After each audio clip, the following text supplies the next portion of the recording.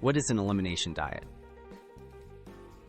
An elimination diet is a short-term eating plan that helps you identify foods that may trigger uncomfortable symptoms, such as bloating, headaches, or fatigue. By temporarily removing certain foods, then gradually reintroducing them, you can pinpoint which ones affect your body. This process is especially helpful for people with food sensitivities or unexplained digestive issues. Preparing for the diet. Before starting, consult with a healthcare professional to ensure the diet is safe for you. Make a list of common trigger foods, such as dairy, gluten, eggs, soy, nuts, and certain additives. Plan your meals in advance and read food labels carefully. Tracking your symptoms in a journal is crucial for accurate results and a smoother experience.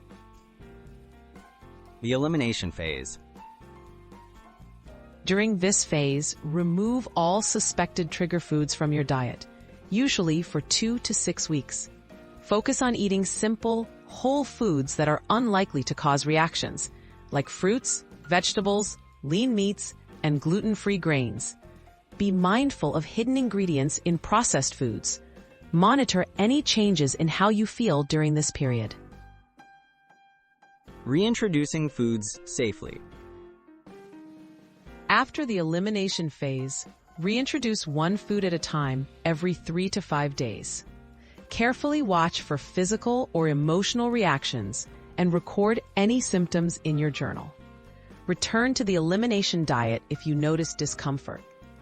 Then try a different food after symptoms resolve. This method helps you clearly link specific foods to your symptoms. Key tips for success. Be patient and listen to your body throughout the process. Always work with a qualified professional to maintain a balanced diet and ensure essential nutrients. Keep detailed notes to track patterns and progress. By following these steps, an elimination diet can be a valuable tool for identifying food sensitivities and supporting your long-term wellness.